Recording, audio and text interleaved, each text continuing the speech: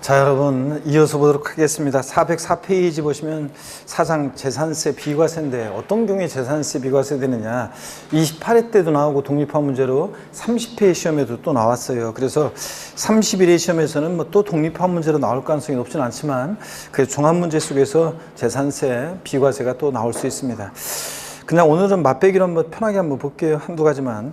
국가 등에 대한 비과세 봅니다. 양가로 1번에 보니까 국가, 지방자치단체, 지방자치단체 조합, 외국 정부 및 주한 국제기구의 소유에 속하는 재산에 대해서는 재산세를 부과하지 아니한다는데, 당근이죠, 여러분들?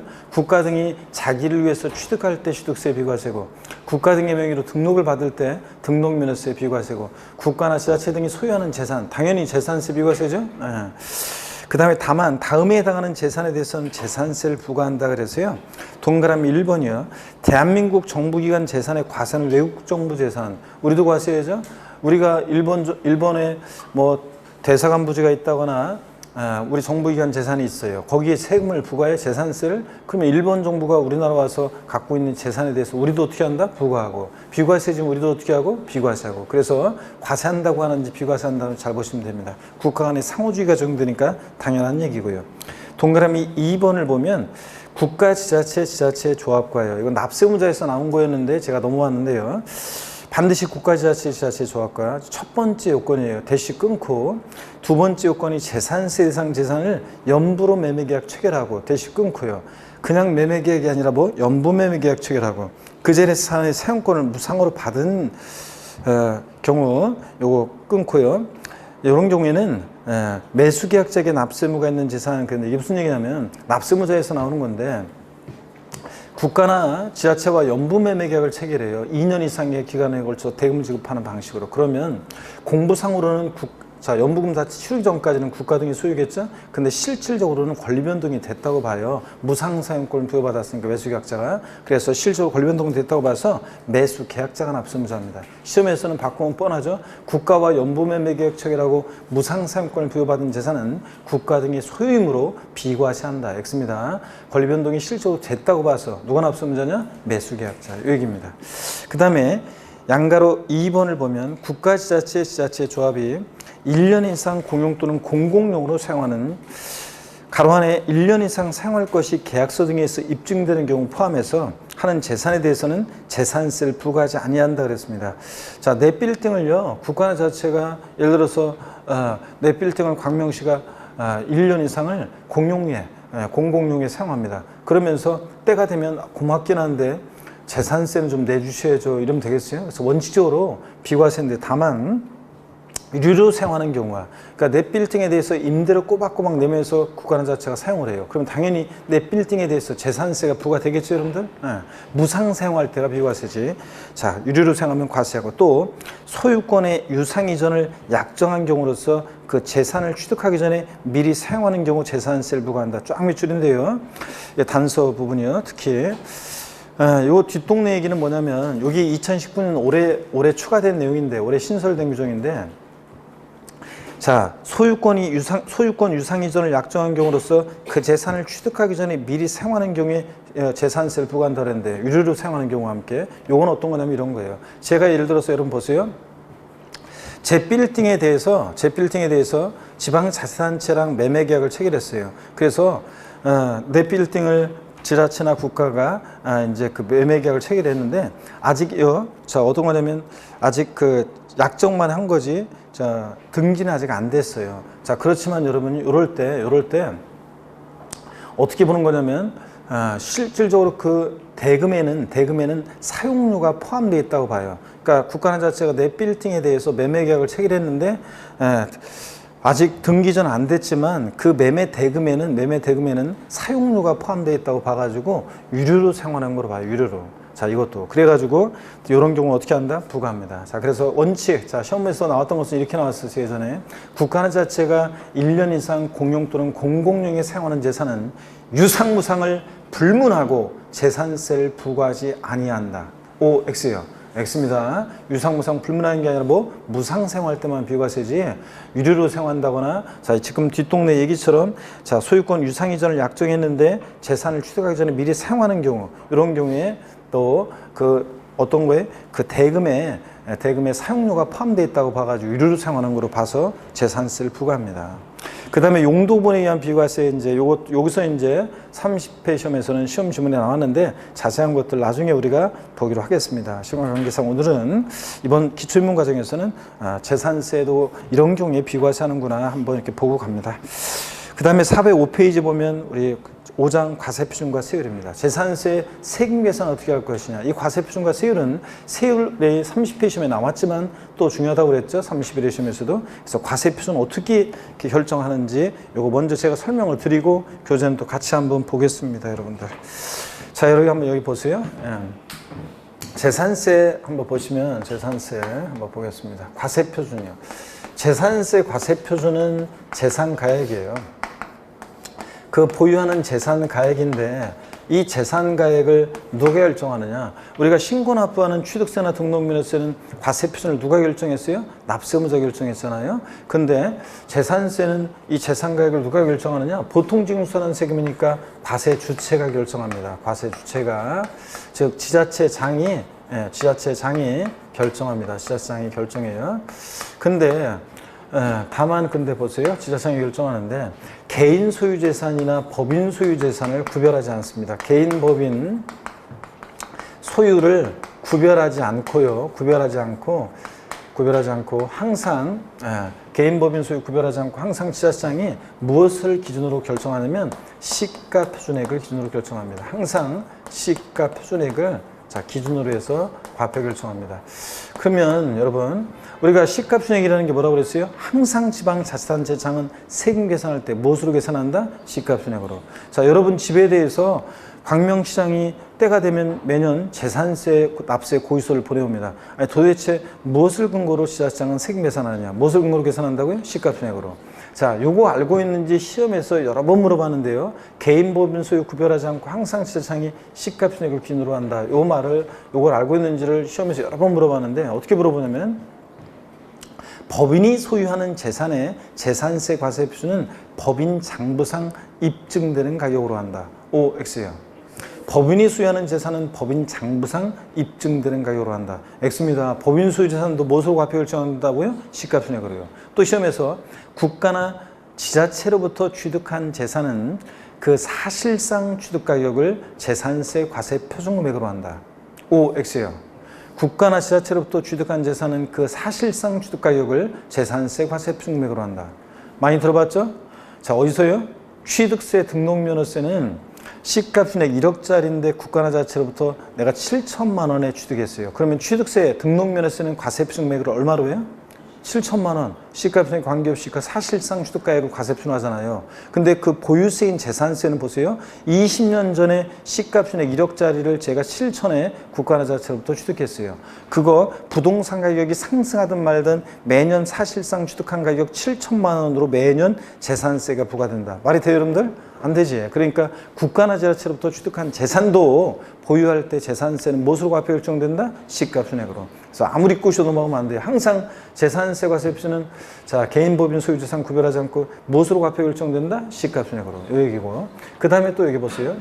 다만 토지 건축물 주택의 경우에는 있죠. 토지 건축물 주택은 재산세 과세 표준은 과세 기준 6월 1일 현재 시가 표준액을 기준으로 해요. 시가 표준액을 기준으로 하는데 다만 이 시가 표준액이 바로 과세되는 것은 아니고 여기다가요. 부동산은 부동산 시장 동향과 지방 재정 여건 등을 고려해서 법령에서 정하는 공정 시장 가액 비율이라는 것을 곱해요. 공정 시장 가액 비율이라는 걸. 그런데 이 공정 시장 가액 비율이라는 게 지금 현재요. 내년에 바뀔 수도 있어요. 근데 현재는 지금 토지 건축물은 이게 70%고요. 토지 건축물은 70%고 그 다음에 주택의 경우에는 자 60%를 곱한 금액입니다. 이 주택은 별장이든 고급주택이든 일반 주택이든 뭐 단독주택이든 공동이든 주택 다 똑같이 주택은 60%를 곱합니다. 그럼 무슨 얘기냐? 예를 들어서 한번 볼게요. 어떤 토지가 있어요. 토지 시가 표준액은 개별 공시지가입니다. 어떤 토지의 개별 공시지가가 토지 시가 표준액이죠. 토지 시가 표준액. 개별 공시가가 1억 원인 토지가 있어요. 그러면 이 토지의 재산세 과세 표준 금액은 얼마냐 그러면 요 개별 공시가 1억 원이 바로 과세에 표준되는 것이 아니라 자 여기다가 공정시장가액을 곱하는데 토지건축물이니까 몇 프로예요? 70% 곱해요. 그러니까 얼마? 7천만 원이 과세 표준금액이 됩니다, 여러분. 자, 그 다음에 또 한번 보세요. 이번에는 주택이 있습니다. 어떤 주택이 있는데 주택의 시가표준액은 개별 주택가격 또는 아파트 같은 이건 단독주택이나 다가구 주택에 대한 공시가격이고 아파트 같은 것은 공동주택 가격이 있는데 그 주택의 시가표준액이 1억 원인 주택이 있습니다. 이 주택의 재산세 과세 표준금액은 얼마냐? 얼마입니까, 여러분? 예? 얼마예요? 자, 개별 주택가 1억 원이다 그러면 요 1억 원이 바로 과세되는 게 아니라 여기다 공정시장가 몇 프로? 60% 곱합니다. 그러니까 얼마예요? 6천만 원이 자, 과세 표준금액이 된다는 얘기입니다, 여러분. 이렇게 해서 여러분들 재산세, 자, 토지건축물 주택의 경우에는 이렇게 시가표준액에다가 반드시 공정시장가액을 곱한 금액으로 합니다. 자, 시험에서요, 토지분 재산세 과세 표준은 과세 기준일 현재 개별 공시지가로 한다 마침표 이렇게 돼 있으면 뭐예요? X입니다. 왜 틀렸어요? 공정시장가를 반드시 곱해야 돼요. 또 시험에서 재산세 과세 표준 결정 시에 시가 표준액에 공정시장가액 비율을 적용하는 것은 토지 주택에 한한다. O X요. X입니다. 토지 주택에 한한다. 공정시장 곱하는 게 모두요? 건축물도요. 그래서 부동산, 토지 건축물 주택은 시가 표준액에 반드시 뭘 곱한다? 공정시장가를 곱하는 걸 잊지 마시고요. 그 다음에 계속해서 봅니다. 자, 또 보시면은 이번에는 선박과 항공기 있잖아요. 선박과 항공기 재산세 과세 표준은 과세 기준일 6월 1일 현재 시가 표준액으로 합니다. 얘는 공정시장가의 표를 안 곱해요. 얘는 곱한다 그러면 틀려요, 오히려. 자, 이래서 부동산에 한해서만 이렇게 시가 표준액에 공정시장가를 곱합니다. 교재 보겠습니다. 405페이지 보니까요. 자, 5장 과세 표준과 세율에서 1 과세 표준입니다. 재산세 과세 표준은 취득세와 등록면에서 달리 신고납부 세목이 아니므로 신고가액이나 사실상 취득가액을 과세 표준하는 경우가 없이 항상 시가표준액을 자, 기준으로 과세 표준을 정한다. 제가 좀 더 우리 교재 없지만 이 얘기를 설명을 드렸어요. 재산세는 개인 법인 소유자산을 구별하지 않고 항상 지자생의 모수 과표를 정한다. 시가표준액으로. 그래서 좀 더 자세히 이렇게 알아두시고요. 그 다음에 1번에 봅니다. 토지건축물 주택에 대한 과세 표준이요. 토지건축물 주택에 대한 과세 표준은 시가 표준액의 요까지 밑줄입니다. 그리고 제가 읽어볼게요. 부동산 시장의 동향과 지방재정 여건 등을 고려해서 법령이 정하는 또 밑줄이요. 공정시장가액비를 곱하여 산정가액으로 한다. 자, 그래서 다시 읽어보면 토지건축물 주택에 대한 재산세 과세 표준은 시가 표준액의 공정시장가액비를 곱하여 산정가액으로 한다. 이렇게요. 자, 그럴 때 그 보충학습을 보니까 현재 토지건축물에 대한 이 공정시장가액비율이 자, 토지건축물은 몇 프로? 70% 밑줄. 주택은 몇 프로요? 60% 밑줄이요. 자, 그 다음에 선박 항공기에 대한 재산세 과세 표준은 또 밑줄입니다. 시가 표준액으로 한다. 얘는 공정시장가 곱해요? 안 곱해요? 안 곱합니다. 선박 항공기는 곱한다 그러면 틀리고요. 넘어갑니다. 재산세 세율입니다, 여러분. 재산세 세율은 자세한 것을 이제 어차피 다음 순환에 우리가 이제 취득세, 등록면허세, 재산세 세율을 우리가 이제 다음 순환에 자세히 할 건데요. 오늘은 그냥 슬쩍 우리가 용어 익히면서 한번 스플 한번 살짝 보고 갈게요. 세율을 보면 재산세 세율은 표준세율, 뭐 도시지역분 세율, 뭐 중과세율로 구분하고 있으며 과세 대상에 따라서 자, 여기 밑줄이요. 차등비례세율과 초과 누진세율로 구분하여 적용하고 있다 밑줄이요. 재산세는 세율 구조가 비례세율뿐만 아니라 그러니까 누진세율 기본으로 하죠. 과표 커지면서 세율이 높아지는 누진세율 기본으로 하는데 뭐 비례세율이 적용되는 경우도 있습니다. 자, 재산세 표준세율은 대상 종류에 따라 세율이 달라지는데 토지, 건축물, 주택, 선박항공기 다 달라요. 나중에 여러분들이 이제 다 정확하게 기억할 수 있도록 제가 도와드릴 건데 오늘 한번 거기 볼게요. 토지 한번 봅니다. 토지에 대한 재산세는 토지별로 차등비례세율과 초과누수세율이 적용된다. 밑줄이고 먼저 분리대상 토지 분자의 동그라미고요. 분리대상이 되는 당해 토지가액을 과세표준해서 다음에 세율을 적용한다는데 분리대상 토지는 이제 비례세율이 적용되는데 거기 보니까 농지, 목장, 예외적인 임야. 자, 1,000분의 0.7이니까 0.07%죠? 공공지 0.07%. 그 다음에 공장 용지라든가 이런 것들은 0.2%죠? 그 다음에 여기 밑줄이에요. 오늘 다른 거는 기억하지 말고 나중에 다 기억할 수 제가 도와드려요. 골프장, 고부락장 토지 있죠? 사실상 토지는 몇 프로라고요? 1,000분의 44% 밑줄이에요. 그 다음에 별도 합산 대상 토지는 한번 볼게요. 납세무자가 소유하고 있는 당해 시군구 관할구역 내에 소지하는 별도 합산 대상이 되는 토지가액을, 자, 여기 밑줄입니다. 당해 시군구 관할구역 내에 소지하는 별도 합산 대상 토지가액을 모두 합한 금액을 과세 표현하여, 자, 1,000분의 2, 0.2%부터 0.3%까지 과표관 3단계로 해서 초과 누진세율이 적용돼요. 초과 누진세율이라는 것은 하나의 과표 구간을 초과할 때마다 해당되는 누진세를 적용하는 건데, 요거 이제 일단은 신경 쓰지 말고 한번 넘어갈게요. 자, 그래서 별도 합산이라, 우리가 아까 그랬잖아요. 합산 대상 토지라는 것은 뭐냐? 합산이란 말은 별도는 별도끼리, 같은 유형끼리, 상가토지 같은 것들을, 일반 건축물의 부속 토지가 아까 별도 합산 대상 토지라고 그랬죠? 같은 유형끼리 소유자를 어떻게 한다? 합산한다고 그랬습니다. 그죠? 만약에 갑이라는 사람이 광명시에 A 상가 토지와 B 상가 토지가 있다 그러면 그 가격을 어떻게 한다? 소유자별로 합산해서 과세한다고 그랬습니다. 합산해서 과표관 3단계로 해서 초과 누진세를 정해요. 우리 교재가 이 초과 누진세를 표가 있으면 좋았을 텐데 어떤 저 설명을 또 드릴게요. 다음에. 그 다음에 동그라미 3번 종합합산 대상 토지 보시면요. 종합합산 대상 토지는 납세무자가 소유하고 있는 당해 시군구 관할구역 내 역시 소지하는 종합합산 대상 토지가액을 쭉 밑줍니다. 모두 합한 금액을 과세 표현해서 역시 0.2에서 0.5%까지 3단계 초과 누진세를 정해요. 과표관 4단계로 누진세를 정됩니다. 역시 종합은 종합끼리, 나대지 잡종지나 분리나 별도에 속하지 않는 토지가 다 종합이라고 그랬죠? 짬뽕. 그래서 종합은 종합끼리 소유자별로 합산합니다. 자, 그런 얘기예요. 그래서 이게 이제 어떻게 되는 거냐면 초과 누진세율이라는 게 이렇게 돼 있어요.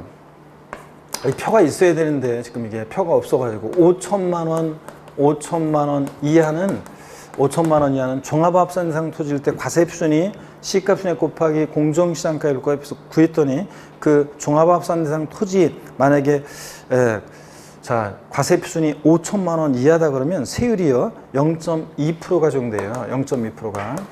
자, 그 다음에 이제 또 표가 있어서 나중에 기본서 할 때 좀 설명을 더 드릴게요. 자, 5천만 원 초과 1억 원 이하다 과세 표준이. 자, 그러면요 1억 원 이하다 그러면 이제 10만 원 플러스 5천만 원 초과 금액에 대해서는 이게 이제 0.3% 이런 식으로 돼 있어요. 0.3%. 그러면 여러분, 우리 이제 나중에 표가 나와요. 기본서에 이제 표 다 있어요. 기본서에는 보면. 그러면, 자, 여기 보세요. 만약에 제가 예를 들어서 종합합산 대상 토지 시가순액에다가 공정시장가 비율, 자, 예를 들어서 70% 곱했더니 과세 표준이 6천만 원이 나왔다 그러면 이제 몇 번째 과표관에 해당되냐? 자, 세 번째는 이제 뭐 1억 원을 초과했다 그러면 1억 원 초과했을 때는 뭐 25만 원 플러스 요 1억 원 초과 금액에 대해서는 초과 금액에 대해서는 뭐 0.5% 이런 식으로 돼 있어요. 초과 금액의 0.5% 이런 식으로 돼 있어요. 나중에 이제 초과 누진세율 표가 이제 이렇게 나와요. 그러면 여러분 보세요.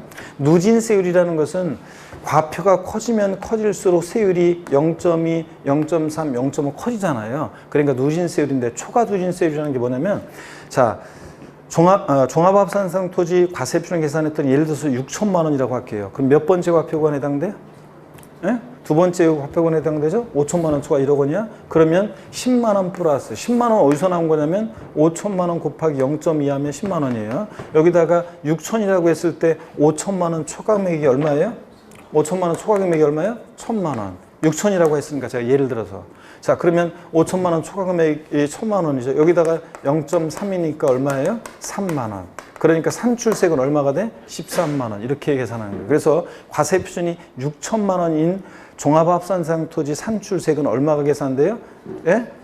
13만 원이 계산돼. 13만 원. 산출세액이 13만 원 되는 거고. 만약에 그러면 1억 1천만 원이라고 할게요. 종합합산 대상 토지 계산했더니 그러면 자, 몇 번째 과표관에 해당돼? 세 번째. 그러면 25만 원 플러스 1억 원 초과 금액이 얼마예요? 역시 1천만 원.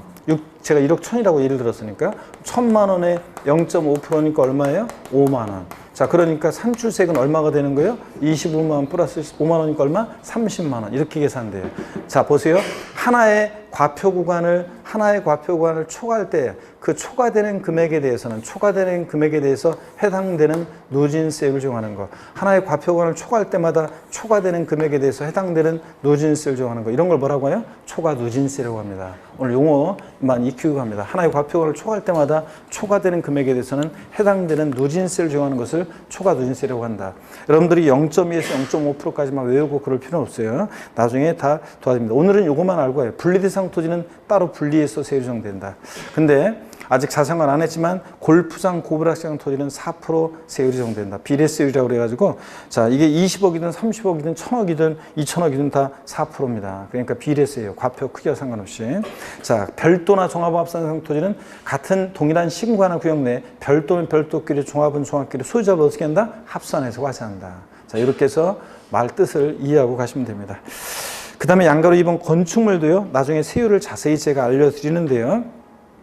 일단은 여러분 건축물 그 두 번째 구간 저 표에 보니까 골프장, 고불악장 건축물은 사실상 건축물이잖아요. 그래서 몇 프로 세율이 적용돼? 4%. 높은 고율의 세율이 적용됩니다. 밑줄이요. 그 다음에 주택 있잖아요. 주택은 별장과 별장 2위 주택으로 나누는데 별장은 몇 프로냐? 4%입니다. 상시 주거용이 상하지 않는 별장은 4%고 일반 주택은요. 1,000분의 1, 0.1%부터 0.4%까지 4단계 초과 누진세를 적용하는데요. 요거는 제가 주택만 조금 세율을 자세히 설명드릴게요. 나중에 지금 우리 교재가 약간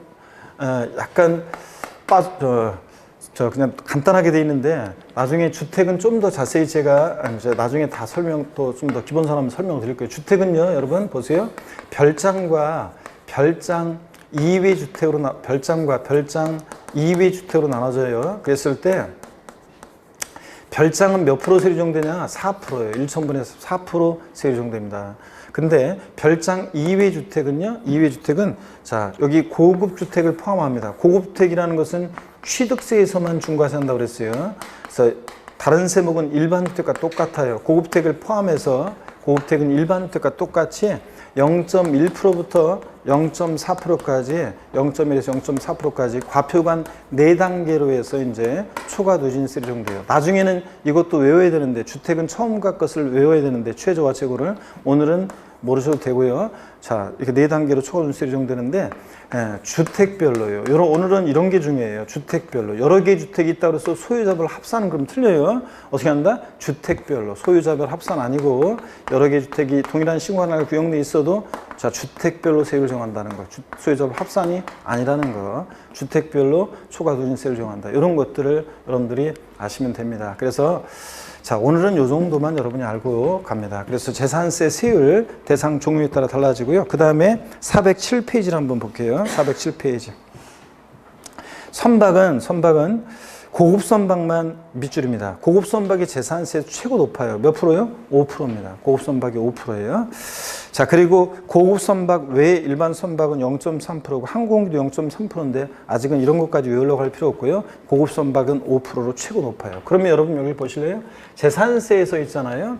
제가 앞으로 수십 번까지는 아니지만 한 20, 30번 적어드릴 내용이 있는데 어떤 거냐면 여기를 보세요. 재산세에서 별장이라든가 고급 오락장이나 골프장 같은 이런 애들은요. 자, 이게 고불악장용 건축물이든 골프장 내 건축물이든 토지든 별장, 고불악장, 골프장은 재산세 4% 세율이 적용돼요. 근데 고급 주택은 일반 주택과 똑같아요. 취득세만 중과세지 재산세에서. 그리고 고급주택은 일반 주택과 똑같이 0104, 0.1에서 0.4%까지 초과 누진세율이 적용돼요. 그 다음에 고급 선박이 재산세에서 최고 높아요. 몇 프로요? 5%예요. 재산세에서 세율이 가장 높은 거 골라라 그러면 고급 선박이 최고 높고 5%. 근데 얘가 없을 때는 어떤 게 제일 높냐면 자, 아직 자세히 안 배웠지만 세율을 별장, 고불악장, 골프장 4%가 최고 높아요. 고급 선박 없을 때는. 자, 이렇게 해서 요거를 시험에서 알고 있는지 여러 번 응용해서 물어보는데 한번 대답해 보세요. 지방세법상 취득세가 중과세되는 별장 및 고급 주택의 재산세 표준세율은 1,000분의 40이 적용된다. OX요. 재산세에서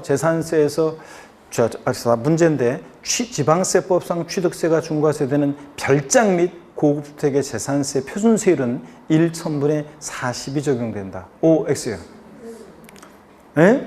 제가 뭐라고 했냐면 취득세가 중과세되는 별장 및 고급주택의 재산세 표준세율이 1,000분의 40이 적용된다는데 틀렸잖아요. 아니고 고급주택은 뭐라고요? 초과 누진세율이잖아요. 0.1에서 0.4%까지 예? 초과 누진세율 정도 있잖아요. 자, 그래서 4단계로 해서 과표가 4단계로 해서 초과 누진세율이 4% 아니잖아요. 예? 제가 고급주택을 슬쩍 집어넣었잖아요. 고급주택은 아니고 보면 별장만 4%입니다. 아셨죠, 여러분? 이렇게 시험 문제 이렇게 나오는 거예요. 자, 그 다음에 도시적분 세율은 됐고요. 그 다음에 중과세율도 나중에 우리가 자세히 배웁니다. 자, 6장 부가와 징수를 보겠습니다. 여러분, 과세기준일과 납부기한 나오는데요. 자, 이 부가징수는 별표 3개입니다. 이건 이제 중요해요. 재산세에서, 자, 시험에 31회 시험에 정답 지문 여기 있었고 또 나옵니다. 그래서 중요하고 여러분들이 잘 보셔야 되는데 한번 보겠습니다. 또 여러분들 고기 한번 드시고요. 또 스트레칭 또 한번 할까요, 여러분들? 자, 날씨도 우중충하고 요새 뭐 유행하는 말이 뭐 3만3이라면서요. 3만3이. 3만4온 그래가지고 옛날에는 저 어렸을 때만 해도 진짜 겨울에는 3만4온 3일은 춥고 4온 4일은 따뜻하고 그랬잖아요. 근데 지금은 3만3이래요. 3일은 춥고 4일은 미세먼지 4일 그래가지고 3만3이 그런다는데 오늘은 3만3이에서 3이죠. 자, 그리고 제가 보니까 또 이제 한 내일 정도 지나면 또 추워지니까 이제 다시 또 추워지니까 또 이제 추워지면 이제 또 미세먼지 거쳤다가 또 나타나고 그러겠죠. 자, 여러분 407페이지 부가징수를 보겠습니다. 과세기준일인데 재산세는 항상 과세기준일을 기준으로 뭐든 판단한다고 그랬습니다. 자, 매년 언제다? 6월 1일입니다. 이건 상식처럼 알고 있어야 되는 거죠. 7월 1일로 바꿔서 나오기도 하는데 6월 1일입니다. 여러분, 그러면 이 과세기준일 6월 1일이 갖는 의미가 어떤 건지 한번 설명을 드려볼게요. 저를 보세요, 여러분들. 어떤 거냐면 예를 들어서 재산세 있잖아요. 재산세. 자, 저를 보세요. 아직 안 배운 건데 한번 잘 들어보고 맞춰보세요. 재산세 문제에서 재산세 물납하는 부동산의 평가는 매년 12월 30일 현재 시가로 평가한다. 재산세 물납하는 부동산의 평가는 매년 12월 31일 현재 시가로 평가한다. X입니다. 우리가 안 배운 내용이지만, 자, 재산세는 뭘 판단할 때 항상 언제를 기준으로 판단한다고요? 6월 1일 현재를 기준으로 판단해야지 12월 30일 현재 시가로 한다. 그러니까 틀린 거예요. 항상 언제를 기준으로 판단한다? 6월 1일 기준으로 판단합니다. 자, 그런 의미고요. 납부기한 봅니다. 재산세는요, 보통 징수할 때, 고의서를 통해 징수할 때 납기가, 자, 정기분과 수시분이 있는데 정기분에 대한 재산세 납기가요. 자, 한 장 넘겨보세요. 408페이지 나와 있는데 표에다가 별 표시합니다. 재산세 납기는 대상 종류에 따라 달라지는데 표에다 별 표시하고, 이건 상식처럼 알고 있어야 되는 거예요. 재산세 납기는 시험에 단골로 나오고 상식처럼 알고 있어야 됩니다. 자, 그래서 제가 항상 얘기해요. 9, 10월 달이 됐는데도 9월 달, 10월 달이 됐는데도 재산세 납기도 못 외우고 있다 그러면 안 된다. 제가 항상 얘기합니다. 근데 어떤 수강생분은 얘기해요. 저는요, 숫자가 너무 싫어가지고, 저는 숫자가 많아가지고 세법이 어려워요. 숫자가 어려워서, 그러니까 숫자가 싫어서 이런 것도 아주 그냥 못 외우겠다고 하는 분이 있어요. 이런 거를 못 외우면 어떻게 이런 거 복잡한 공식이 나오는 것도 아니고, 그 여러분들 그냥 자꾸 보면 되는 거지. 이런 건 여러분 집으로 재산세 거기서도 날라오고 그럴 때. 그래서 토지분은 재산세 납기가 언제냐면 9월 16일부터 9월 30일까지 납기로 해요. 법에 딱 정해져 있습니다. 건축물하고 아래 4번, 5번 선반공기는, 건축물 선반공기는 매년 7월 16일부터 7월 31일까지 납기로 합니다. 거기서 날라올 때. 주택부는 서민들 관계돼 있어가지고, 여러분, 자, 토지나 건축물 갖고 있다, 어디 땅 가지고 있고 상가 갖고 있는 사람들은 부자들이잖아요. 그러니까 한 번에 징수하는데, 주택은 서민들 관계돼 있어가지고 납부 부담을 줄여주기 위해서 1년에 징수할 세금을 2번 나눠 징수해요. 그래서 부가 징수할 세액의 2분의 1은 7월 16일부터 31일까지로 하고요. 나머지 2분의 1은 9월 16일부터 9월 30일까지를 납기로 합니다. 자, 그래서 2번 나눠 징수하는데, 그러면 가을 되잖아요. 그러면 가을 되면 꼭 있잖아요. 그 시군구청에 전화가 항의 전화가 많이 온대요. 가을 되면. 어떤 항의 전화가 오냐고요? 사람들이 막 그런데요. 전화해가지고 아니 내 분명히 여름에 재산세 냈는데 왜 또 고지서를 또 보냈냐고 막 항의한대요. 그게 아니라 선생님 댁에 원래 1년에 낼 세금을 이렇게 부담 줄여주기 위해서 2번 나눠 징수하고 있습니다. 이렇게 해서 절반 내는 겁니다. 이렇게 얘기하면은 그 고지서에 그런 게 다 나와 있는데도 2분의 1이라고 나와 있는데도 그걸 안 보고서 막 그렇게 항의한대요. 그러면 또 그렇게 2번 나눠 징수하는 거라고 얘기하잖아요. 그럼 또 막 항의한대요. 아니 귀찮게 왜 2번 보내냐? 우리 집은 한 번에 보내달라 이러면서 막 또 승질내고 그런다고 하는데, 하여튼 수강생분들 중에는 배웠으니까 공부를 했으니까 안 올 것 같죠, 여러분들? 자, 1년에 있잖아요. 한두 명씩은 저를 찾아와요. 가을 되면. 그래서 교수실 놓고 해요. 음료수 하나 사갖고 와가지고 저한테 이렇게 주면서요. 저기 뭐 좀 물어볼 게 있는데요. 그러면은 재산세, 주택분 재산세 고지서를 내밀면서 있죠. 내가 여름에요 분명히 재산세 냈는데 또 이렇게 고지서가 왔는데 이럴 때는 어떻게 해야 되나요? 물어보는 분들이 계십니다. 욕만 바가지로 얻어먹고 갑니다, 여러분. 자, 주택분 재산세는 이렇게 2번 나눠 징수합니다, 여러분. 아셨죠? 일반 국민도 아니고 공부한 사람이 그러면 안 되죠, 여러분들. 근데 다만 거기 주택분에서 한번 보세요. 세액이요. 주택분 재산세 세액이 20만 원 이하인 경우, 숫자 기억해야 됩니다. 주택분 재산세가 부가징수세액이 20만 원 이하인 경우에는요, 조례가 정하는 바에 따라 납기를요 7월 16일부터 31일까지로 해서 한꺼번에 부가징수해야 한다니고 할 수 있습니다. 7월 달에 한꺼번에 부가징수 할 수 있어요. 자, 주택분 재산세 얼마일 때요? 20만 원 이하일 때. 얼마 안 되잖아요. 그러니까 2번 나눠 징수하면 서로 불편하니까 한 번에 징수합니다. 자, 그래서 20만 원 이하일 때 그렇다. 그러면 여러분 시험에 어떻게 나왔었냐? 최근에 29회 시험 때 주택분 재산세 부가징수세액이 20만 원 이하인 경우에는 9월 30일을 납부기한으로 하여 한꺼번에 부가징수한다 이렇게 나왔어요. 9월 30일을 납부기한으로 해서 한꺼번에 부가징수한다. 일단 틀린 게 언제요? 7월 31일을 납부기한 기간의 끝으로 해서 납부기한으로 해서 한꺼번에 부가징수한다예요? 할 수 있답니다, 여러분. 할 수 있다예요. 자, 우리 교재가 지금 이렇게 생략해가지고 나왔는데 나중에 기본사람 원문을 보게 될 거고요. 자, 그 다음에 봅니다. 그러면 또 질문 드릴게요, 여러분들. 시험에 2번 나왔던 거. 이렇게 해서 2번 나왔어요. 어떻게 나왔냐면, 절 보세요. 2번 나왔던 것이 어떻게 나왔냐면, 이렇게 나왔습니다. 토지분 재산세 부가징수할 세액이 17만 원인 경우에 조례가 정하는 바에 따라서 납기를 7월 16일부터 31일까지로 하여 한꺼번에 부가징수 할 수 있다. OX요. 몇 틀렸어요? 제가 뭐라고 그랬어요? 토지라고 그랬죠. 어이구, 좋습니다. 다른 데서 막 속아 넘어가가지고 저기 하는데, 좋습니다. 페이스가. 자, 항상 재산세나 종부세 문제 풀 때는 토지를 말하고 있는 건지 이 지문이 건축물 말하는지 주택을 말하는지 잘 보셔야 돼요. 그걸 뒤바꾸니까. 제가 뭐라고 했냐면 토지분 재산세 17만 원일 때 7월 달에 한꺼번에 부가징수할 수 있다고 그랬죠? 아닙니다. 토지분은 무조건 납기 언제예요? 20만 원 이하더라도 토지분은 언제다? 9월 16일부터 9월 30일까지입니다. 주택분하고 헷갈리면 안 돼요, 여러분들. 주택분이 그런 거지. 자, 3번 수시부과는요, 지자체 장은 과세상의 누락 위법 착오 등으로 인해서 임의부관세액을 변경하거나 수시부과할 사유가 발생하면 수시부과 징수할 수 있습니다. 납세지 봅니다. 우리 지방세는 납세지를 어디라고 그랬어요? 물건 소재지가 원칙이죠. 그래서 토지 소재지, 건축물은 건축물 소재지, 주택은 주택 소재지입니다. 주택 소유자의 주소지 땡이에요. 주소지 아니라는 거 지방세는. 자, 그 다음에 또 절 보세요, 여러분들. 그 다음에 물론 이제 선박항공기는 예외적으로 주소지로 가는 경우도 나오긴 나오는데 그런 거 신경 쓰지 말고 부동산 소재지입니다. 자, 그럼 질문 또 드려볼게요. 여러 곳에 토지를 보유하고 있는 경우에 토지분 재산세는 토지 소유자의 주소지를 납세지로 한다. 여러 곳에 토지를 보유하고 있는 경우에 토지분 재산세는 토지 소유자의 주소지를 납세지로 한다. OX요. 내 눈치 보지 말고 OX요. X입니다. 각각의 토지 소재지라고 그랬죠? 그래서 뭐 제주 특별자치도에 있는 것은 제주 특별자치도에, 부산광역시 해운대구에 있는 것은 해운대, 서울도시 강남구에 있는 토지는 강남구에, 경기도 광명시에 있는 토지는 광명시 이렇게 각 그 토지 소재지를 납세주라는 거지 주소지 아닙니다. 됐습니다. 3번 징수 방법이에요.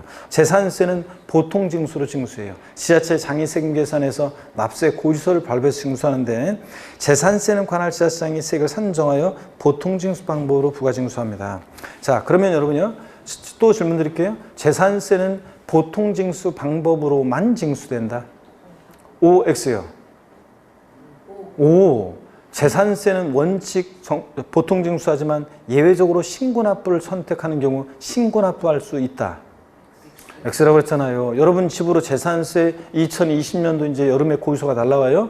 여러분이 저 집에서 여보 내가 이제 세법 공부했으니까 우리 집 재산세 있지? 내가 계산할게. 된다 안 된다? 안 된다고 했습니다. 재산세는 보통 징수 방법으로만 징수합니다. 종부세랑 헷갈리면 안 돼요. 그 다음에 양가로 2번 봅니다.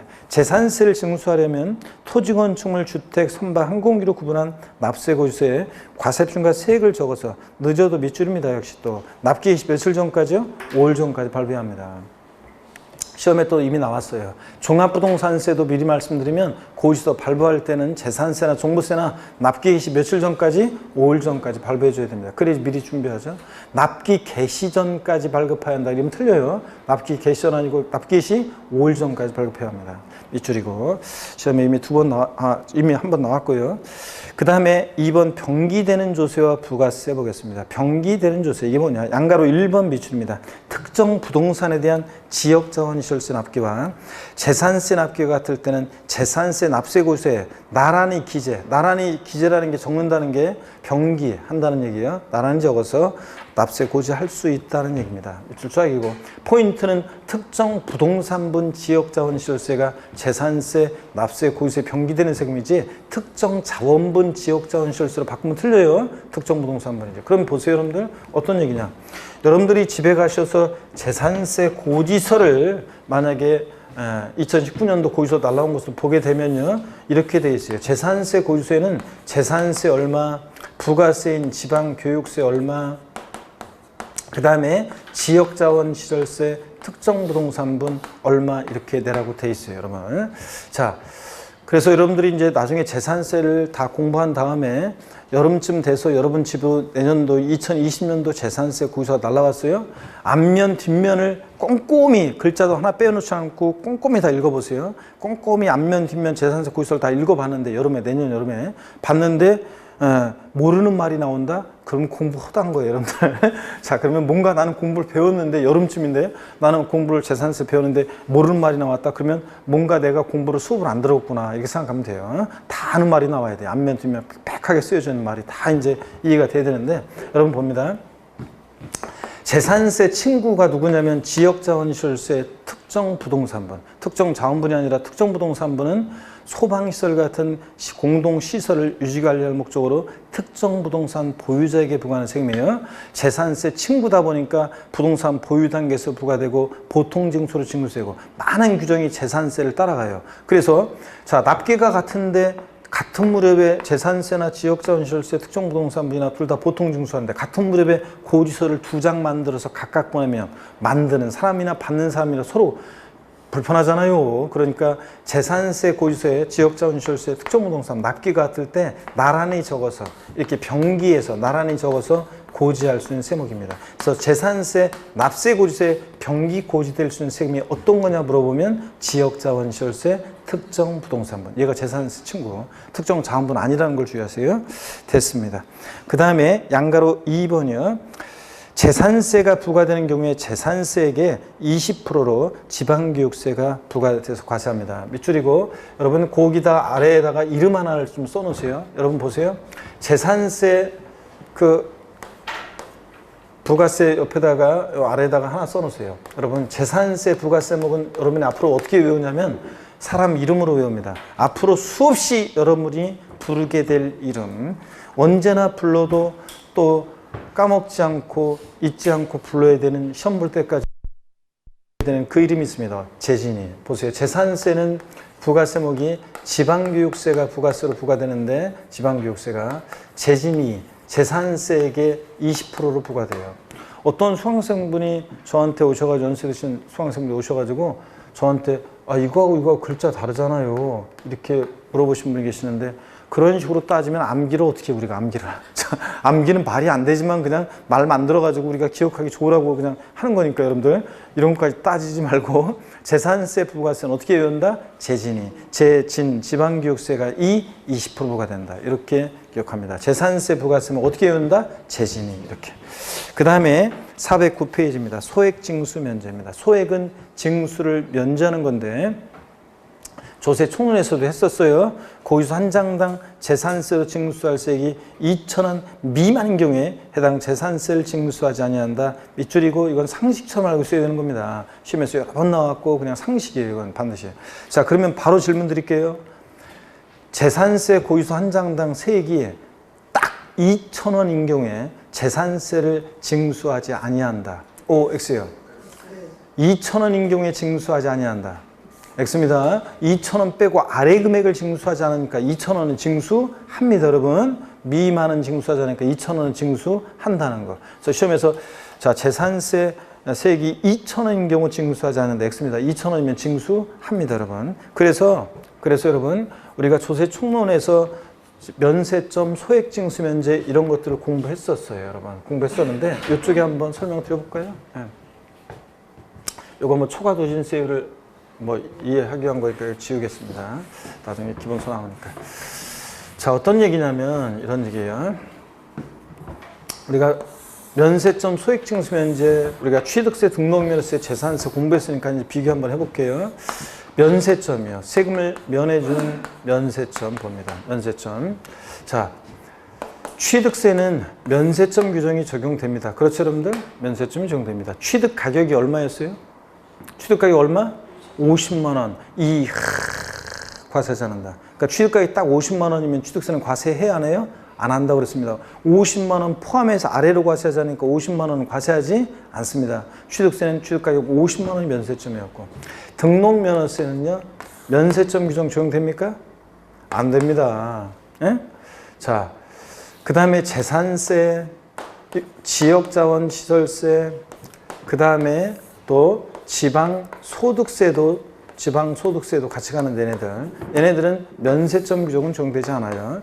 소액징수 면제예요. 소액은 징수를 면제한다. 1,000몇백 원 받으려고 고지서를 보내? 그럼 비용이 더 드니까 안 받고 말겠다는 건데, 취득세는 소액징수 면제 적용되지 않아요. 면세점이지. 등록면허세는 수수료적 성격이 조세이기 때문에 면세점이나 소액징수 면제 규정이 다 없습니다. 공짜로 등기 등록 안 해준다. 그래서 오히려 등록면허세는 어떤 게 있었어요? 최저한세 규정이 있었잖아요. 최저한세 규정. 역시 여러분들도 평범한, 저와 같은 평범한 정상인이구만. 여러분들 시간 지나니까 분명히 배웠는데 한 2주 지났다고 벌써 약 한 2주 지났다고 벌써 다 까먹어가지고. 그죠, 여러분들? 그러니까 저희들이 먹고 살지. 여러분들이 한 2주 지나면 또 가물가물하니까 또 한 얘기 또 하고 한 얘기 또 하고 이러면서 수십 번 하면서. 자, 여러분 봅니다. 등록면허세 이거 배웠어요, 우리가. 안 배웠어요, 여러분들? 분명히 강의한 것 같은데, 최저한세. 등록면허세는 등기등록 업무 대행해 주면서 받는 수수료 성격의 조세다 보니까, 수수료적 성격의 조세다 보니까 최저한의 세금 받고 등기등록 업무 대행해 주겠다. 그래서 등록면허세는 부동산 등기 시 세액이 6,000원 미만이면 얼마 받는다고 그랬어요? 6,000원 납부하게 한다고 그랬죠? 등록면허세 계산했더니 5,200원 계산했다. 얼마 납부합니까? 6,000원 납부하게 한다고 그랬습니다.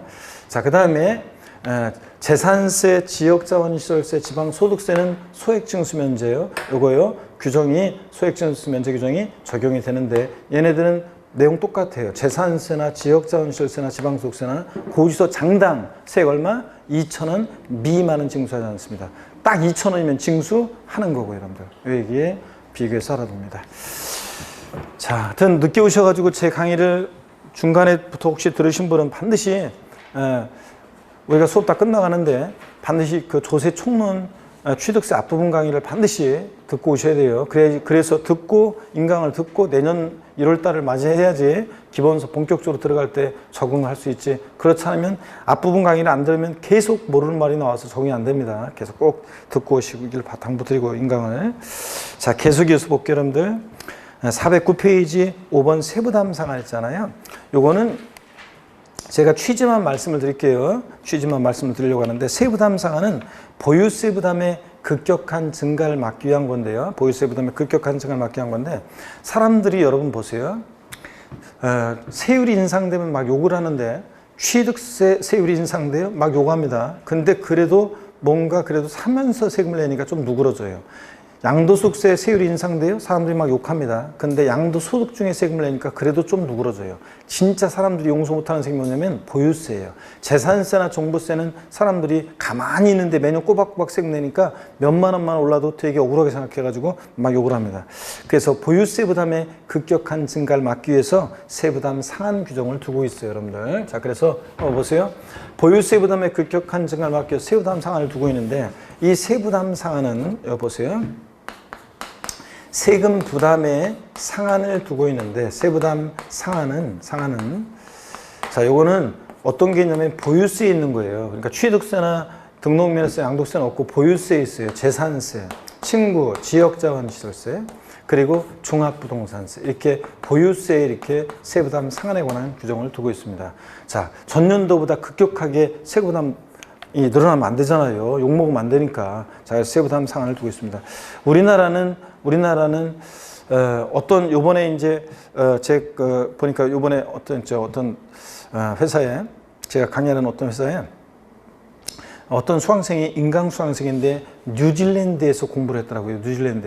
뉴질랜드에서 서울에, 여기 한국에서는 대학까지 나오고 그랬는데, 자녀들 교육과 그래가지고 자녀들도 보니까 잘 됐다고 하시는, 연세가 좀 되신 분이더라고요. 그래서 자녀들도 거기 뭐 항공사에 취직도 하고 막 해서 잘 됐더라고요. 보니까 자녀들 교육을 위해서 뉴질랜드를 가가지고 여기서는 대학까지 나오고 그랬었는데, 거기 가서는 뭐 했냐면 지금 현재도 생산, 무슨 뭐 생산한다 하더라? 그래 보니까 무슨 생산직에서 하여튼 무슨 뭐 하는 데서 하여튼 일하고 있대요. 그래서 그러면서 이제 그런 분인데 자녀들을 잘 열심히 일해가지고 잘 키웠더라고요. 그래서 근데 인강으로 공부해가지고 내년도에 이제 한국으로 이제 자녀들이 다 이제 취업하고 다 잘 됐으니까 이제 다시 이제 한국으로 들어와서 살려고 하나 보더라고요.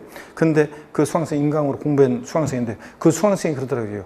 뉴질랜드는 부동산 거래세가 취득세나 양도세 같은 세금이 거의 없대요. 보유세만 낸다고 하더라고요. 재산세 같은 보유세만 낸다고 하는데, 근데 거기도 집도 사놓고 그렇더라고요. 뭐 70몇만 달러짜리 집을 갖고 있다가 자랑 아닌 자랑을 하면서 하여튼 뭐 그렇게 하시던데, 보니까 근데 우리나라는 보면 보세요. 선진국은 보유세 부담이 보유세가 굉장히 커요. 부담이. 거래세는 비중이 굉장히 낮아요. 조금 세금이 낮거나 아니면 없거나 좀 낮아요. 작아요. 근데 우리는 조금만 받거든요. 우리나라는 지금 이 거래세 부담이 지금 굉장히 높고 오히려 보유세 부담은 굉장히 낮아요, 여러분들. 재산세, 주택분 아까 0.1에서 0.4%잖아요. 이게 선진국 같으면 대개 지금 1%에서 4% 이렇게 막 돼야 되는데 우리는 지금 0.1에서 0.4%잖아요. 보유세 부담이 굉장히 낮아요. 원래는 보유세 부담을 높이고 거래세는 굉장히 낮아져야 돼요. 거의 그럼 중개사가 피곤을 하나? 왜냐면 우리 중개 수수료는, 중개 수수료는 이거, 그런 거, 어떤 간에 관계 없지. 우리는 그 가격에 하는 거니까요. 어떤 간에 하여튼, 그래가지고, 그런 얘기는 우리나라 하여튼 보유세 부담이 좀 낮고 반대로 거래세가 높아요. 반대로 돼 있어요. 그래서 원래 이걸 바뀌어야 되는데, 어떤 간에 욕먹으면 안 되니까 이렇게 보유세 부담의 급격한 증가를 막기 위해서 세부담 상한을 두고 있다. 오늘은 세부담 상한이 뭔지 용어를 익히시고 이렇게 보유세 부담의 급격한 증가를 막기 위한 거니까 재산세나 지역자원시설세나 종부세 같은 세금에 이런 게 있다는 것만 아시고요. 그 기준은요. 기준은 제가 말로 할게요. 그래서 안 보셔도 돼요. 기준은 나중에 외워야 되는데 오늘은 그냥 기준은 필요 없어요. 한번 보세요. 토지 건축물 같은 것은 공시가격 관계없이 무조건 전년도세액의 150%를 못 넘게 해요. 그럼 예를 들자면 전년도에 내가 어떤 토지나 건축물에 대해서 재산세 10만 원 냈어요. 올해 과세권자가 세금 계산했더니 19만 3천 원 계산됐어요. 부동산이 많이 올라가지고 19만 3천 원 계산됐어요. 그럼 올해 납부할 재산세는 얼마예요? 15만 원. 이게 상한선이에요. 전년도세액이 몇 프로? 150% 못 넘게 하니까 전년도에 10만 원 냈어요. 올해 19만 3천 원 계산돼서도 얼마만 낸다? 15만 원. 이게 세부담 상한이에요. 그리고 이제 토지 건축물은 공시가 관계없이 무조건 150%고 이제 주택은 서민들 관계돼 있어가지고 엄격하게 세분화돼 있어요. 그래서 이제 공시가격 3억 원 이하는 105%, 3억 초과 6억 이하는 6억까지 110%, 6억 초과는 130% 이렇게 식으로 돼 있는데 오늘은 신경 쓰지 마시고요. 다음에 정교하게 제가 토지 건축물 그다음에 주택 비교해서 정교하게 알려드리고 정교하게 외울 수 있도록 계속 반복합니다. 제가 물어봐요. 그래서 29회 시험 때도 주택분 세부 담상한선 이거 알고 있는지를 묻는 문제가 정답 지문이었는데요. 나중에 계속 알려드립니다. 그 다음에 소유권 변동신고 한번 보세요. 소유권 변동신고. 재산의 소유권 변동 또는 과세대상 재산의 변동 사유가 발생했으나 과세 기준일까지 그 등기가 되지 아니한 재산의 공부상 소유자는 자 과세 기준으로부터 밑줄입니다. 10일 이내에 그 소재지 관할하는 지자체장에게 증거자를 갖춰 신고해야 한다. 과세 기준으로부터 며칠이요? 과세 기준으로부터 10일 이내 신고하도록 되어 있습니다.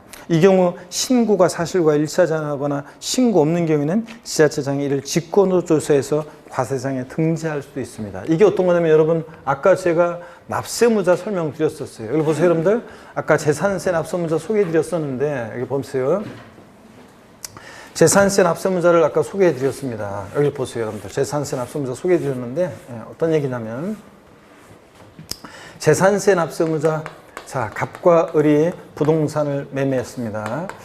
자, 근데 매매했는데 계약금, 중도금, 잔금은 2019년 5월 30일 날 잔금 치렀어요.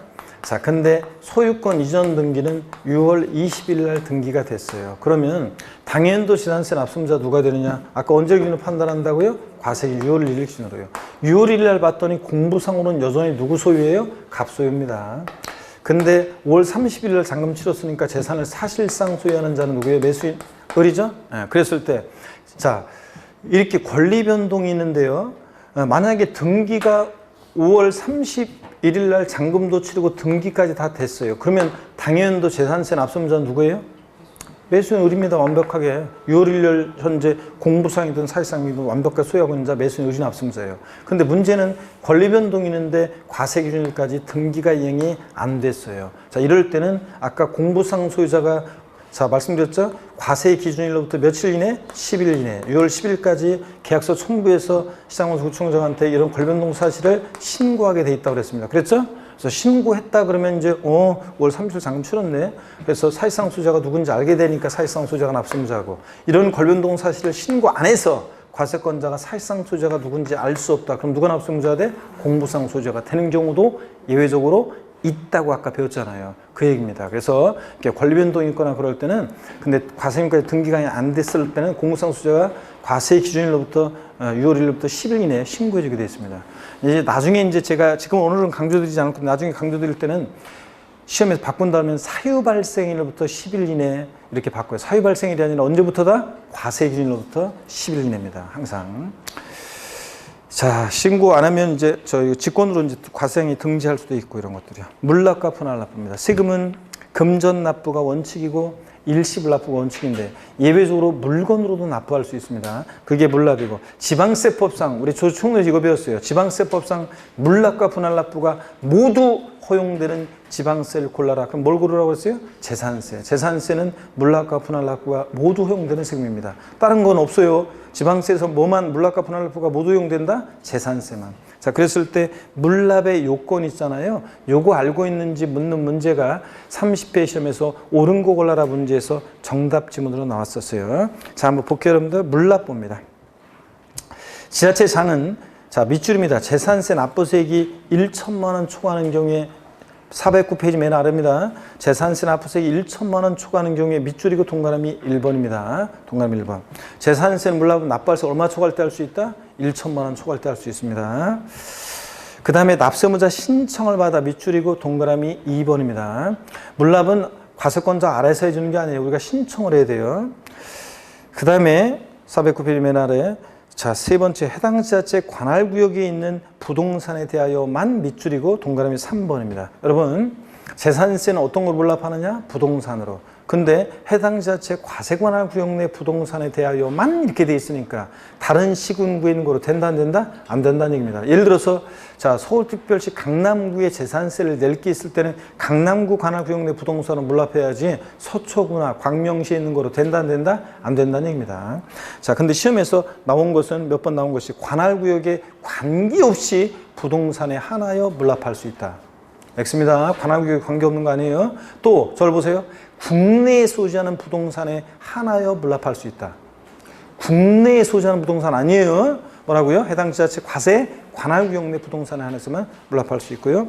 그리고 허가할 수 있다 밑줄입니다. 물납을 허가할 수 있다 밑줄이고 동그라미 4번입니다. 물납은 신청했다고 무조건 다 받아주는 게 아니에요. 관리처분상 부적당하다고 인정하면 물납을 불허가해요. 여러분 저를 보세요. 어떤 사람이 물납하겠다고 그래서 물납을 신청했어요. 과상국 입장에서 보니까요. 그 공무원이 물납하겠다고 신청한 사람의 그 부동산의 등기부등본을 띄워봤어요. 공무원이. 그랬더니 1번 저당권 설정돼 있고 2번 저당권 설정돼 있고 3번 가압류돼 있어요. 골치 아프겠어요, 여러분들? 물납 불허갑니다. 그래서 물납은 허가받아서 할 수 있습니다. 그럼 절 보세요. 이거 알고 있는지 옳은 거 골라라 해서 이제 30배 시험에서 이거 그대로 나왔어요. 이제 이렇게 물납 요건을 제가 항상 매년 강의할 때 물납의 요건을 이렇게 번호를 달아가면서 여러분 두리뭉실하게 하지 않고 번호를 달아가면서 끊어서 이렇게 하나하나 요건을 계속 번호 매겨서 강의했거든요. 근데 옳은 거 올라라 이게 나왔어요. 당연히 맞춰있어야 되는 문제입니다. 재산세 물납은 납부할세 얼마 초과할 때 할 수 있다? 1천만 원 초과하는 경우에. 납세문자 신청을 받아. 어떤 거로? 부동산을 물납하긴 하는데 해당 과세관할 구역 내 부동산에 대해서만. 그 다음에 허가받아 할 수 있다. 4가지 요건이요. 요거 나왔습니다. 넘어갑니다. 410페이지 분할납부 있잖아요. 2020년도 이제 이 분할납부 기준금액이 개정이 돼요. 지금 본회의에 올라가는데 예산부수법안 어제 그 예산안이 통과가 되고 예산부수법안이라고 그래가지고 뭐 이런 그 세법과 관련한 내용이 같이 통과가 됐어야 되는데 이어서 내가 지금 기사를 못 봤는데 예산안은 통과됐다는 기사는 봤는데 예산부수법안도 통과됐다는 기사를 못 봐가지고 이게 좀 어떻게 되는 건지 수업 끝나고 한번 알아봐야 되겠어요. 자, 여러분 봅니다. 어떻든 간에 본회의에 부의된 내년도 지방세법 개정안이 통과가 되면 이게 개정이 될 예정인데 분할납부 요건이. 자, 일시불 납부 원칙의 예로서 분할납부 한번 보겠습니다. 요건 지자체장은 재산세 납부세액 500만 원 초과하는 경우에 밑줄이고요. 동그라미 1번 번호 달아놓고 500만 원이요. 이제 개정될 예정이에요. 500만 원이 얼마로 개정되냐면 이제 이게 250만 원 초과로 개정될 예정입니다. 250만 원 초과. 자, 그래서 재산세 분할납부 기준금액이 500에서 얼마로요? 250만 원으로 개정될 예정입니다. 초과하는 경우에. 자, 그러면 한번 물어볼게요, 여러분들. 우리 집은 재산세를 500만 원 넘게 내고 있다. 자, 이런 분이 계시면요. 손 들면 좀 저 개인 프라이버시 침해되니까 저한테만 살짝 윙크 한번 보내주세요. 우리 집은 500만 원 넘게 내고 있다. 없어요? 자, 그러면 또 묻겠습니다. 이번에 이제 기준이 낮아졌으니까 반으로. 우리 집은 재산세를 250만 원 넘게 내고 있다. 자, 그런 분이 계시면 또 윙크요. 없어요? 그거 안 계시구나. 자, 여러분 보세요. 제가 예전에 2000년대 중반, 후반에 있죠. 중후반에 2008년 뭐 그런 무렵에 서울 어떤 곳에서 강의하는 학원에서 있죠. 수강생들 오프라인 빽히 자 있는 그 속에서 교탁이 높아요. 교탁이 높고 그 바로 아래까지 수강생 책상이 쫙 돼 있어요. 수강생이 빽히 앉아 있고 막 그런 강의실이었는데 제가 자 우리 집은 재산세 500만 원 넘게 내고 계신 분은 자 윙크요. 그랬더니 없는 것 같더라고요. 자, 없죠? 그리고서 딱 진도를 하려고 했는데 어떤 교탁 바로 앞에 있는 사장님이 있잖아요. 헛기침 하더라고요. 그래서 내가 딱 보니까 그래서 윙크한 사장님도 있긴 있었어요, 여러분들. 자, 재산세 이제 분할납부 기준금액 이거 개정이 되면 250만 원 개정이 되면 이제 시험에 나오는데 내년에 무조건 나와요. 나오면 전국의 강의 들은 수험생은 다 맞춥니다. 왜냐? 강의하는 분 누구나 다 강조하는 거기 때문에 할 거기 때문에 다 맞히는데 전국의 수험생 강의 들은 수험생 한 뭐 7, 8만 명이 다 맞추고 있는데 나 혼자만 틀리면 안 됩니다, 여러분들. 그래서 납부할세 얼마 초과할 때 할 수 있다? 250만 원 초과하는 경우에 250만 원 초과하는 경우에 납부할세의 일부를 밑줄이고 동그라미 2번이요.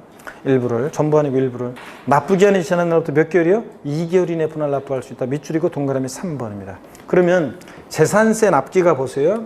재산세 납기가 만약에 7월 16일부터 7월 31일까지면 납부기한 지나서 2개월이니까 언제까지 분할 납부할 수 2개월이니까 언제까지 분할 납부할 수 있어요? 9월 30일까지 분납할 수 있다는 얘기입니다.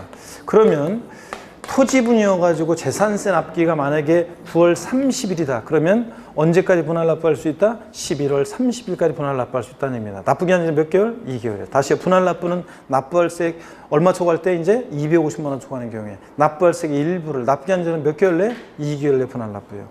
자, 얼마를 어떻게 분할 납부하느냐? 이 분할 납부세 기준은 1천만 원 이하 1천만 원 초과로 되어 있는 게 이제 얼마로 바뀌냐면 500만 원 이하 500만 원 초과로 바뀌고 500만 원 이하 500만 원 초과로 바뀌어요. 1천만 원을 1천만 원을 500만 원 바꾸고 500만 원 이하 500만 원 초과로 바꾸고 분할 납부 기준 금액이 500만 원 초과하는 금액을 1천만 원 이하일 때 500만 원 초과하는 금액 그 표에서 1천만 원 이하일 때 500만 원 초과하는 금액을 500으로 얼마로 바꿔요? 250으로 바꿉니다. 그 500으로 되어 있는 것은 250으로 바꾸고 그 다음에 1천만 원으로 되어 있는 것은 얼마로? 500만 원으로 바꿉니다. 그 기준 금액 어떻게 분할 납부하는지는 나중에 알려드릴게요. 자, 이렇게 해서 우리가요, 여러분들 재산세를 우리가 받습니다. 자, 이렇게 재산세 받고 물납과 분할 납부 요건은 꼭 가르쳐야 됩니다. 그러면 이번에요 30회 시험에 기출된 재산세 문제를 한번 제가 풀어드리고 잠깐 쉬었다가 종부세 볼 건데요. 자, 여러분 절 보세요, 여러분들. 30회 시험에 나온 기출 문제예요. 우리가 기초과정 배운 지식으로 기초인문과정 배운 지식으로 문제를 한번 풀어보겠습니다. 지방세법상 재산세에 관한 설명으로 옳은 것은 옳으면 O, 틀리면 X를 외치며 체크하세요. 1번 건축물에 대한 재산세 납기는 매년 9월 16일에서 9월 30일이다. 건축물에 대한 재산세 납기는 매년 9월 16일에서 9월 30일이다. X잖아요. 건축물 선박한 공기납고 언제라고 했어요? 7월 16일에서 7월 30일이고 토지분이 9월 16일, 9월 30일이죠? 틀렸습니다. 1번은. 2번 봅니다. 재산세 과세상 물건이 공부상 등재 현황과 사실상 현황이 다른 경우에는 공부상 등재 현황에 따라 재산세를 부과한다. X입니다. 무엇에 따라 부과해? 사실상 현황에 따라 부과합니다. 또 들어보세요. 3번. 주택에 대한 재산세는 납세 의무자별로 해당 지자체 관할구역에 있는 주택의 과세표준을 합산하여 주택의 세율을 적용한다. 주택은 어떻게 한다고요? 주택별로입니다. 각각. 소유자별로 합산하지 않습니다. 틀렸고. 또 들어보세요. 주택에 대한 재산세 과세표준은 시가표준액의 100분의 70으로 한다. 주택에 대한 재산세 과세표준은 시가표준액의 100분의 70으로 한다. 주택은 몇 프로의 시가표준에다 공정시장가를 곱하는데 몇 프로? 100분의 60% 곱합니다. 70% 곱한다는 거 틀렸죠? 주택이니까 60% 곱했어야 되는데 100분의 70으로 한다. 시가표준액에 틀렸습니다. 이런 식으로 나왔고. 자, 그 다음에 또 들어봅니다. 4번이. 지자체장은 재산세 납부세액이 1천만 원 초과하는 경우에 납세의무자 신청을 받아 해당 지자체 관할구역에 있는 부동산에 대하여만 법령이 정하는 바에 따라서 물납을 허가할 수 있다. 이거 맞습니다. 물납의 요건. 납부세 1천만 원 초과할 때 납세의무자 신청을 받아 해당 지자체 과세관할 구역 내 부동산에 대해서만 허가받을 수 있다. 그렇죠? 이렇게 옳은 주문이었습니다. 문제 어려워요, 쉬워요? 어렵게 지금 기초과정에서 문제 좀 배운 거로 지금 뭔지도 모르면서 아직 끝까지 다 나가지도 않았는데도 한 번 그냥 대충 하고서 문제를 풀었는데도 풀 수 있는 문제가 나왔는데 이게 어려우면 안 되지. 이런 거는 그러면 1년 동안 내년 10월까지 공부를 했는데도 이런 거를 기초과정에서 지금 풀 수 있는 문제를 못 풀면 돼, 안 돼? 안 되지, 여러분들. 그래서 어렵다고 하면 안 돼. 이런 것도 어렵다고 하면 안 돼, 여러분들. 이런 건 쉬운 거예요, 여러분들. 자, 그래서 맞춰야 되는 문제입니다. 네? 자, 오늘 보겠습니다. 기초과정 지금 아직 책 한 번 다 보지도 않았는데 문제를 풀 수 있을 정도의 문제면 10월 달까지 공부를 했는데 그 문제를 못 풀면 되겠어요, 안 되겠어요, 여러분들? 못 풀어야 된다고? 자, 그래서 맞출 수 있었던 문제였고요. 잠깐 쉬었다가 411페이지 종합부동산세부터 보겠습니다. 잠깐 쉽니다.